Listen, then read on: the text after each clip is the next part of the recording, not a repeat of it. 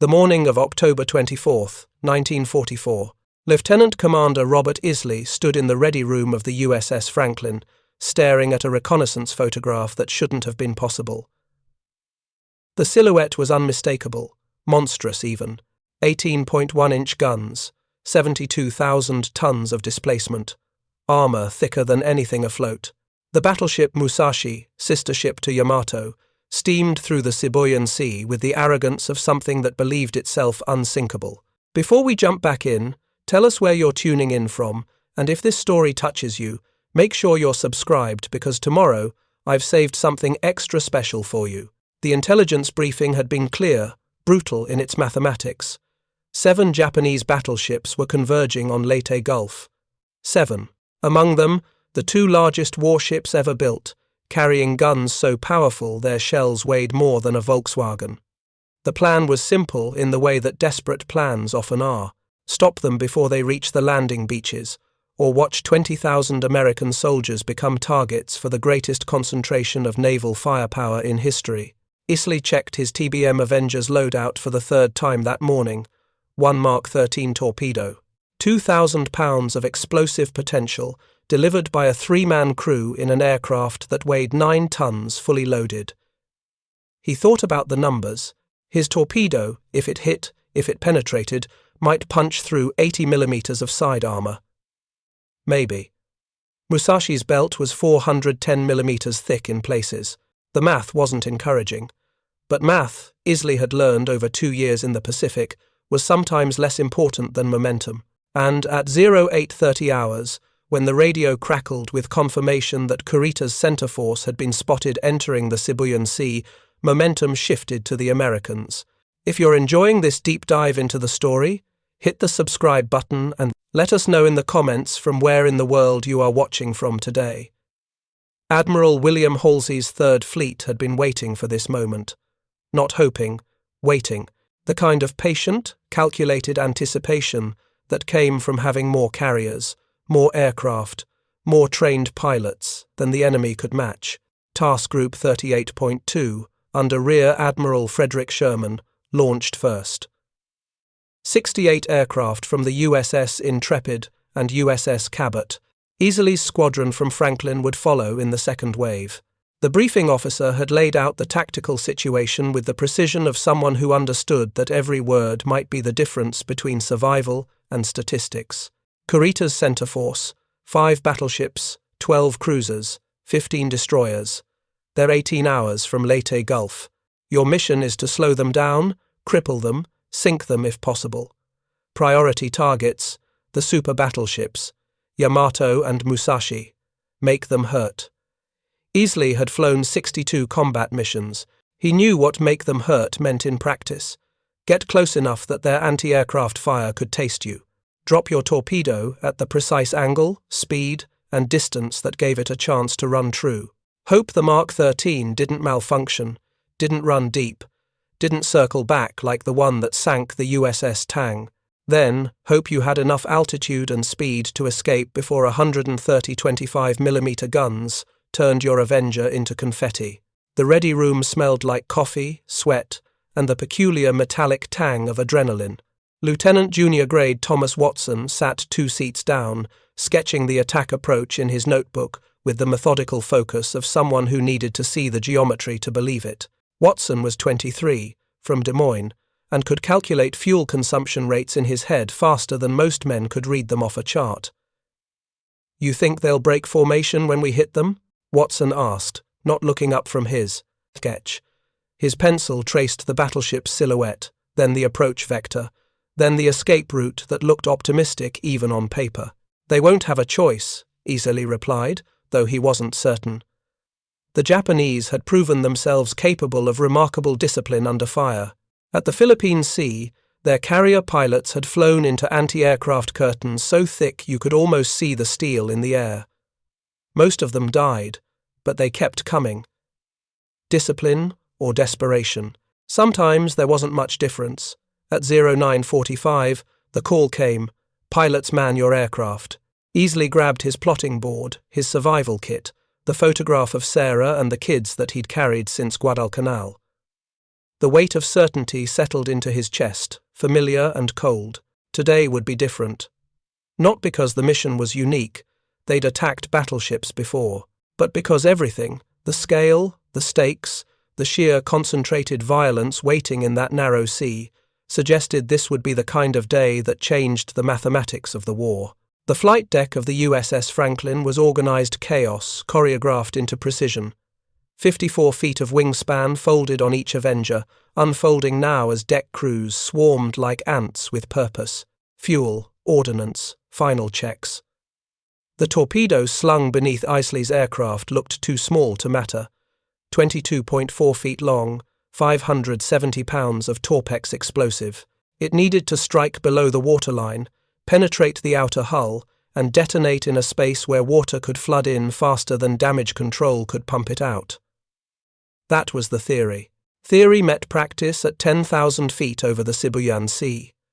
The first wave from Intrepid and Cabot had already made their runs by the time Isley's squadron arrived. Black smoke rose from multiple points in the Japanese formation. The cruiser Myoko, trailing oil and listing 5 degrees, was turning back toward Borneo, her war already over. But the battleships, all 5 of them, were still steaming forward at 22 knots, still dangerous, still capable of delivering the kind of broadside that could erase a landing beach. And there, in the center of the formation, unmistakable even from 8 miles up, was Musashi. Easley had studied the silhouette until he could draw it from memory. The pagoda superstructure, the massive turrets, the sheer scale that made every other ship look like an escort. Intel had said she was unsinkable. Intel had said a lot of things, but looking at her now, steaming through moderate seas with the confidence of geological permanence, Isley understood why sailors believed in monsters. The radio crackled. All Avengers, this is Strike Leader. Primary target is the super battleship, bearing 270, range 12 miles. We're going in hammer and anvil. First section attacks from port, second section from starboard. Helldivers will suppress anti-aircraft, Hellcats will strafe the deck. Timing is critical. Hit her from both sides simultaneously. She can't defend against both angles at once. Easily adjusted his oxygen mask, checked his fuel mixture, confirmed his torpedo was armed. Below him, Musashi grew larger, more detailed, more real. He could see the white water at her bow, the wake spreading behind her like a scar on the ocean. Gun mounts swiveled, tracking the incoming aircraft. The first puffs of anti-aircraft fire appeared, black flowers blooming at altitude, expanding, seeking, killing. Watson's voice came through the intercom, steady despite the circumstances. Range 8,000 yards, dropping to attack altitude. The Avenger nosed down, picking up speed, losing the safety of height. This was the part where theory died and instinct took over. The part where you stopped thinking about armor thickness and torpedo specifications and focused on the immediate, primitive goal of survival. Get in, drop the fish, get out. Don't think about the 800-degree flames from a direct hit. Don't think about the 40mm rounds that could saw a wing off. Don't think about the ocean below, cold and indifferent, waiting. At 2,000 feet, the anti-aircraft fire became personal, not statistical, personal. Shells detonated close enough that Isley could feel the concussion through the airframe. Tracers streaked past, phosphorescent and beautiful and lethal. The Helldivers were doing their job, bombing the superstructure, forcing the gun crews to duck, disrupting their targeting. But there were too many guns. Musashi had 130 anti-aircraft weapons, and every single one of them seemed to be firing at once, 1,200 feet.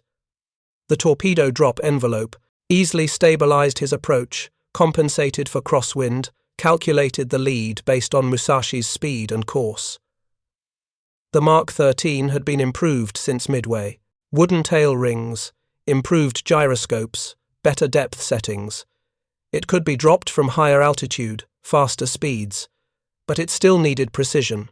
Drop too early, the battleship turns away. Drop too late, you're too close to the explosion. Watson called the range. 1,000 yards, 800, 600, torpedo away. Easily felt the aircraft jump as 2,200 pounds released from the belly. He pulled hard right, climbing, engine screaming, every nerve focused on putting distance between himself and the forest of steel growing from Musashi's deck. Behind him, through the canopy, he saw the torpedo's wake, a pale line on dark water, running true, tracking toward the massive hull. And then he saw 6 other wakes, 7, 10. The entire squadron had dropped within seconds of each other, exactly as planned. Hammer and anvil, torpedoes converging from port and starboard, forcing Musashi's damage control to choose which side to reinforce, which bulkheads to seal, which compartments to sacrifice. The first torpedo struck amidships, port side, below the waterline.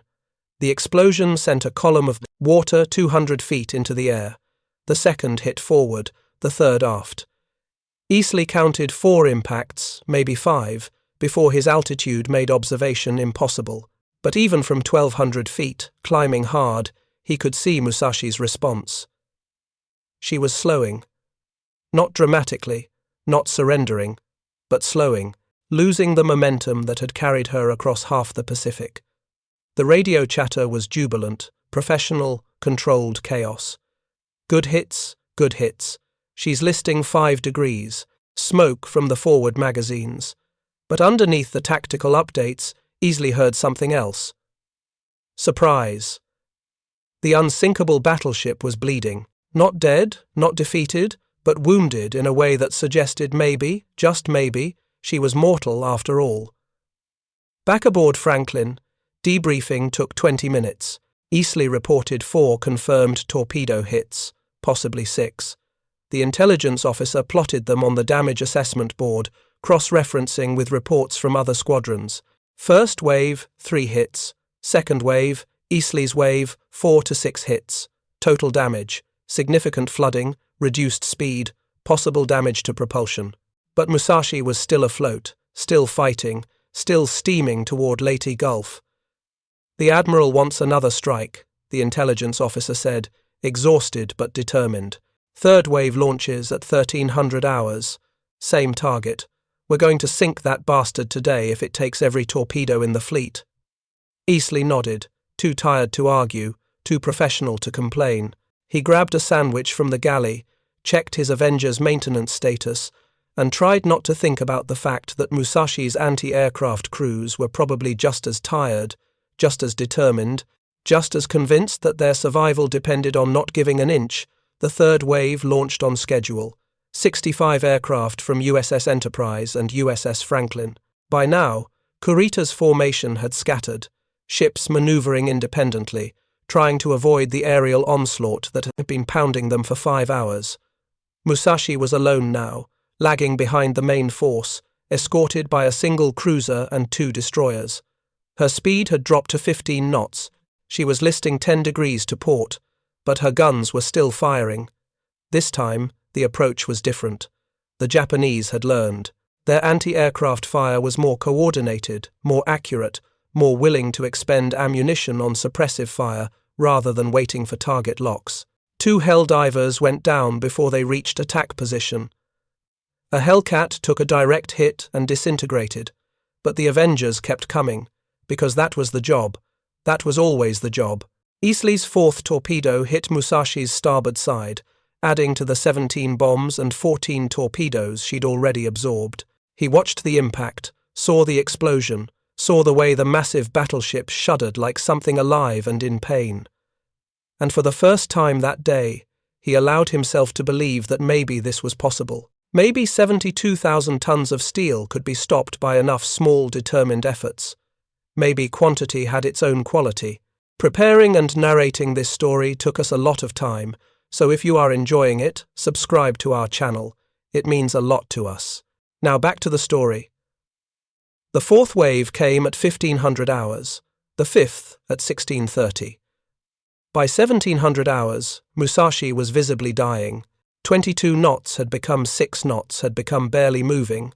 The list had increased to 30 degrees. Fires were burning uncontrolled on multiple decks, and still, impossibly, she was afloat, still firing, still refusing to accept the mathematics that said she should already be on the bottom.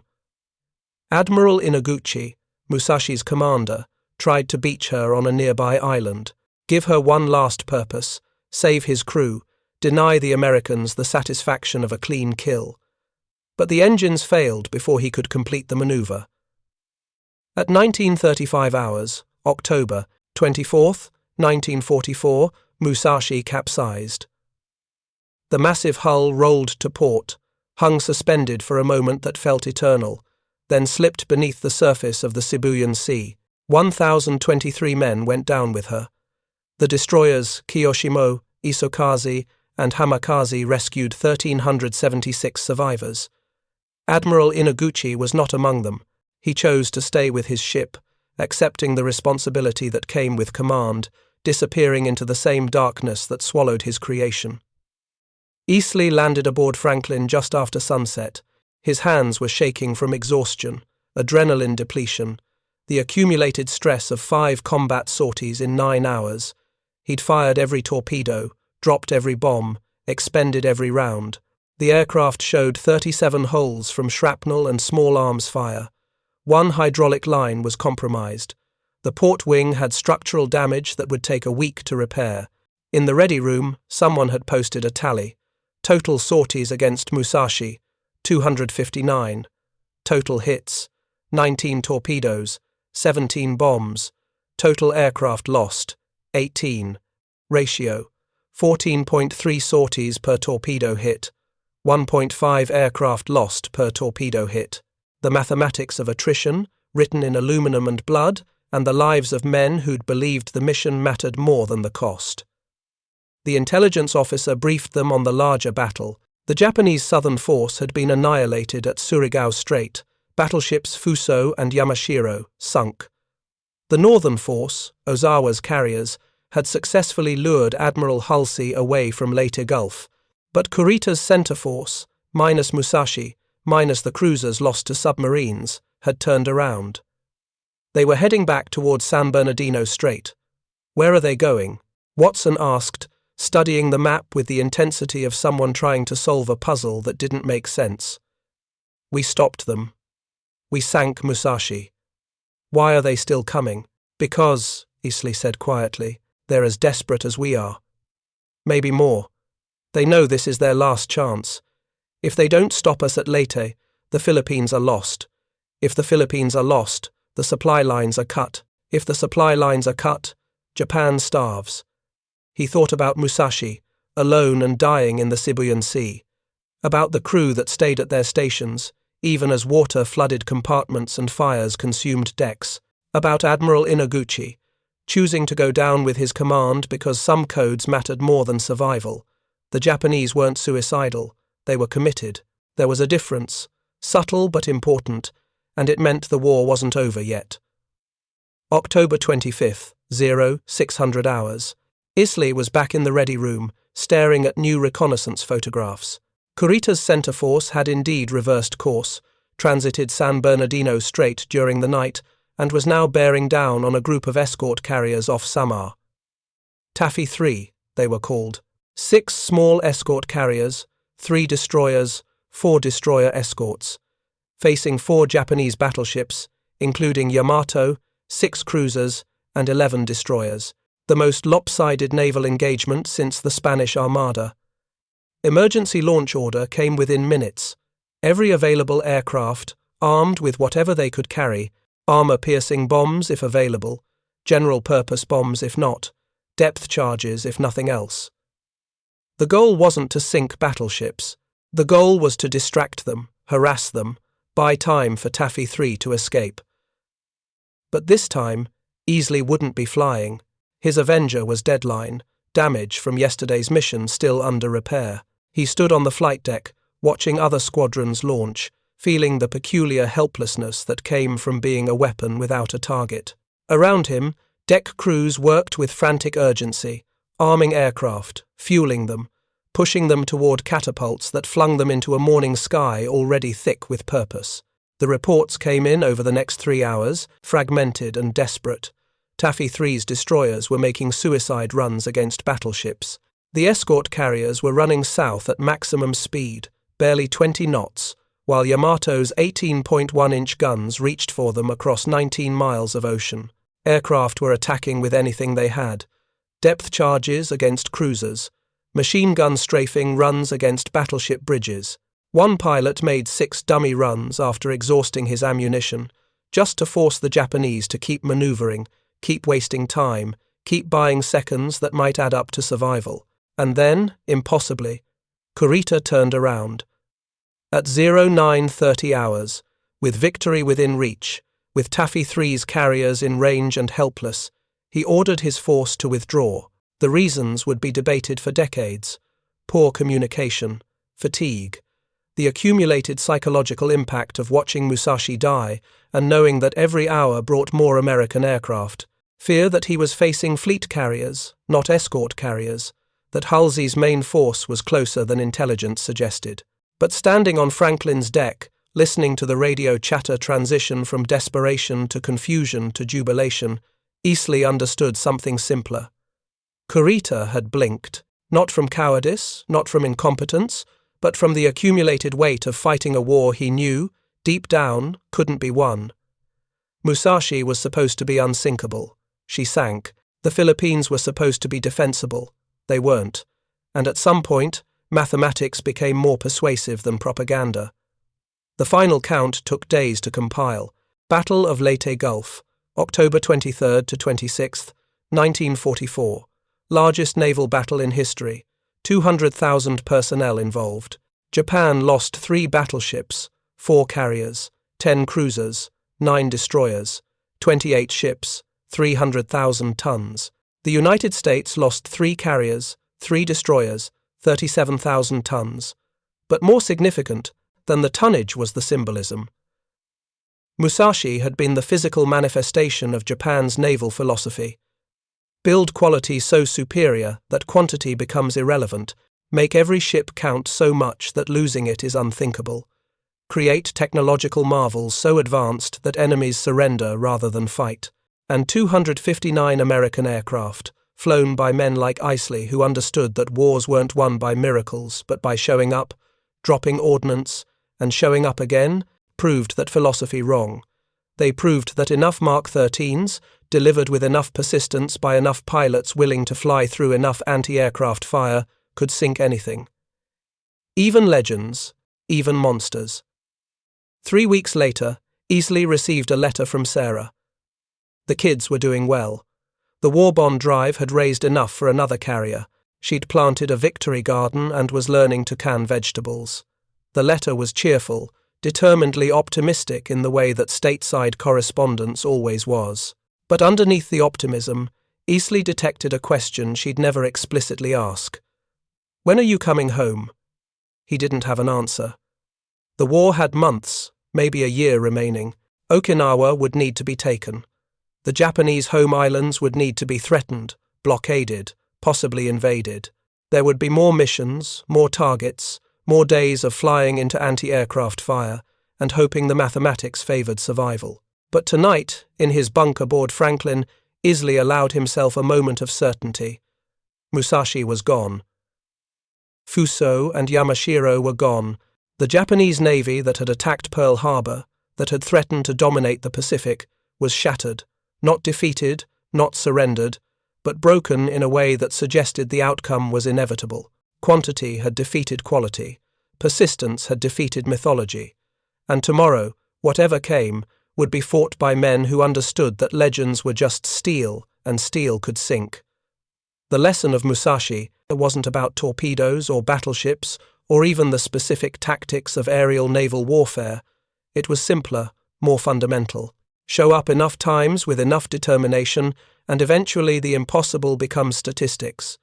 The unsinkable sinks, the invincible retreats. And the war that seemed endless finds an end, written not in dramatic reversals, but in the accumulated weight of 1,000 small victories that add up to inevitability. Easley thought about Admiral Inaguchi, choosing to go down with his ship, about the engineering brilliance that created Musashi, about the Japanese sailors who stayed at their posts as water rose and fires spread. He felt no hatred, no triumph, only exhausted respect. They'd fought well, they'd believed in something worth dying for. But belief, however sincere, couldn't change mathematics, couldn't overcome production, couldn't defeat an enemy that built carriers faster than you could sink them and trained pilots faster than you could kill them. The next morning, Easley was back in the ready room, studying reconnaissance photographs of a new target, a Japanese cruiser, limping toward Brunei with damage from yesterday's engagement. The mission briefing was routine, professional, familiar, range, weather, opposition, escape routes. The mechanics of war, reduced to their essential components. If you find this story engaging, please take a moment to subscribe and enable notifications. It helps us continue producing in-depth content like this.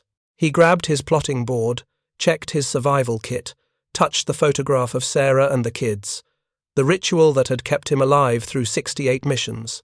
And as he walked toward the flight deck, toward the waiting Avenger and the hostile sky beyond, he carried with him the knowledge that Musashi had given them. That persistence mattered. That showing up mattered. That enough small victories, delivered consistently by determined people, could change history. The morning sun broke through the clouds over the Pacific. The flight deck smelled like avgas and salt spray, and somewhere in the distance, across miles of ocean and months of remaining war, was home. Not today, not tomorrow, but eventually. Because the mathematics that sank Musashi had already written the ending, even if the final pages hadn't been turned yet. The story of Musashi didn't end with her sinking. It echoed through the remaining months of the war in ways that Admiral Inaguchi could never have anticipated. In Tokyo, Naval Headquarters received the casualty reports with grim silence. 7 battleships deployed, 3 lost, 4 returned to port with varying degrees of damage. Only Yamato remained combat-worthy, and even she bore scars from the Sibuyan Sea engagement. Captain Tameichi Hara, commanding destroyer Shigure, watched Musashi's final moments from 5 miles away. He would later write in his memoir that the sight changed something fundamental in his understanding of the war. We had believed our battleships were fortresses. We learned they were merely targets. Large, expensive, slow-moving targets that absorbed resources we could not afford to lose. The mathematics that sank Musashi revealed a deeper truth about modern naval warfare. Aircraft carriers had fundamentally altered the equation. A carrier could project power across hundreds of miles. A battleship needed to close to 20 miles for its guns to matter, and in that gap, in that distance between carrier strike range and battleship effective range, the entire future of naval combat had been written. Admiral Kurita, who had commanded the center force, submitted his after-action report on November 3, 1944. The document was classified until 1953, but when declassified, it revealed a commander wrestling with decisions that had no good answers. The loss of Musashi demonstrated the futility of surface engagement against numerically superior air forces. Every hour we remained in range of 2. American carriers cost us ships we could not replace. Retreat was not cowardice. It was mathematics. Back aboard Franklin, Easley flew 23 more combat missions before the carrier was hit by kamikaze aircraft on March 19, 1945. The attack killed 724 sailors and wounded 265 more. Franklin survived, barely, limping back to Pearl Harbor under her own power in what became known as the most damaged carrier to survive the war. Easley was among the survivors. He spent 3 weeks recovering from burns and smoke inhalation at the Pearl Harbor Naval Hospital. Sarah came to visit, bringing the kids, bringing normalcy to a world that had felt perpetually hostile. They didn't talk much about the war. Some experiences resisted translation into words. But one evening, watching the sunset from the hospital veranda, Easley tried to explain what Musashi had meant. They built her to be unsinkable, spent years designing her, training her crew, believing that superior engineering could overcome superior numbers. And maybe, in another war, in another time, they would have been right. But they were fighting the war they wanted to fight, not the war that actually existed. Sarah considered this, holding his hand, understanding that sometimes the most important truths were the ones that couldn't be neatly summarized. Did it have to be that way? All those men, yours and theirs, dying over steel and strategy? Easley didn't have an answer. Wars were fought by people but decided by systems, by production capacity and resource allocation, and the accumulated weight of industrial advantage. Individual courage mattered. Tactical brilliance mattered. But in the end, America built 100 Essex-class carriers, and Japan built 3 Yamato-class battleships, and that disparity determined outcomes more than any single battle ever could. The final report on the Battle of Leyte Gulf was published by the Naval War College in 1947. It ran 437 pages and included detailed analysis of every engagement, every decision, every consequence. The section on Musashi's sinking was particularly comprehensive. 259 sorties, 19 torpedo hits, 17 bomb hits, total aircraft lost, 18. Time from first attack to sinking, 9 hours, 5 minutes. But buried in the appendices was a smaller note, less dramatic but equally significant. Comparative analysis of resource expenditure. Building Musashi required 57,000 tons of steel, 36 months of construction, and resources equivalent to building 4 carriers. In the time it took to build Musashi, American shipyards produced 22 Essex-class carriers. The war was lost not in tactics but in arithmetic. Lieutenant Commander Eugene Fluckey, commanding submarine USS Barb, read the report during his post-war teaching assignment at the Naval Academy. He used Musashi as a case study for his students, illustrating how modern warfare rewarded distributed capability over concentrated force. A battleship is a single point of failure. Sink it, and all that investment vanishes. But a carrier task force is a distributed system. Lose one carrier, the others continue fighting. Lose aircraft, you build more. The future belongs to systems that can absorb damage and continue operating. The Japanese understood this, eventually. After Leyte Gulf, the surviving battleships spent the remainder of the war anchored in port, immobilized by fuel shortages and the impossibility of operating without air cover. Yamato's final sortie in April 1945, Operation 10 Go, was explicitly designed as a one-way mission. No fuel for return, no air support, no realistic chance of success. Just symbolic resistance, the naval equivalent of choosing how you die when surrender is not an option. Yamato lasted 2 hours under concentrated air attack. She took 11 torpedo hits and 6 bomb hits before capsizing. 3,055 of her 3,332 crew members died. The sortie accomplished nothing strategically but confirmed what Musashi had already demonstrated. The age of the battleship was over. Easily returned to civilian life in September 1945. The war ended 3 weeks after Yamato's sinking, accelerated by atomic bombs and Soviet intervention, and the accumulated exhaustion of fighting enemies who could replace losses faster than you could inflict them. He went home to Des Moines, took a job as a flight instructor, taught young pilots the basics of navigation and instrument flying and emergency procedures. But sometimes, usually in the quiet hours before dawn, he thought about Musashi, about the 11 torpedo runs he'd made against her, about the anti-aircraft fire so thick it looked like a curtain, about watching that massive hull roll over and slip beneath the surface, taking with it 1,000 men and a philosophy of naval warfare that had dominated for centuries. The question that haunted him wasn't whether they'd done the right thing. Wars didn't offer moral absolutes, only necessary choices and the hope that your side's cause justified your side's methods. The question was simpler and harder. What did it mean that he'd survived and Admiral Inaguchi hadn't? That Sarah and the kids got their husband and father back while 1,376 Japanese families received casualty notifications? There was no satisfying answer. War selected survivors based on circumstances, chance, and the aggregate statistics of industrial production. Easley had flown for a nation that could absorb losses and continue fighting. Inaguchi had commanded a ship for a nation that couldn't. That disparity, more than courage or skill or determination, explained outcomes. In 1963, Easley was invited to speak at a naval history symposium in Annapolis. The topic was close air support and carrier operations during World War II. He prepared remarks, practiced delivery, intended to focus on tactics and technology, and the evolution of naval aviation, but standing at the podium, looking at an audience of midshipmen who'd been children when Musashi sank, he found himself telling a different story. We sank the largest battleship in history with torpedo bombers that weighed 9 tons fully loaded. We did it because we had 259 chances to get it right, and they only had one battleship to defend. That's the lesson. Not heroism, not tactics, but persistent competence applied at scale.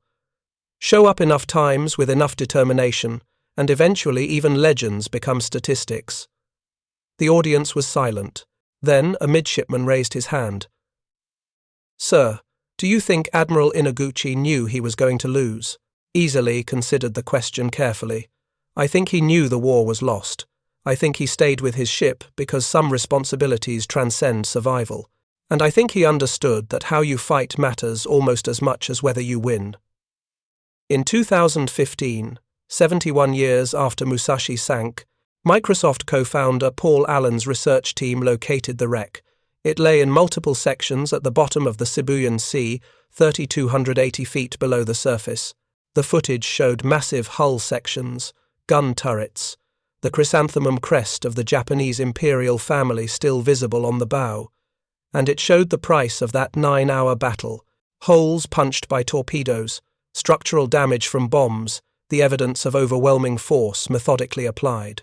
Easley had died in 1998, 3 years after Sarah, surrounded by children and grandchildren who knew him as a retired flight instructor who'd flown in the war but never talked much about it. He never knew they'd found Musashi, never saw the footage of his handiwork resting in the darkness, preserved by depth and cold water and the peculiar archaeology of naval combat.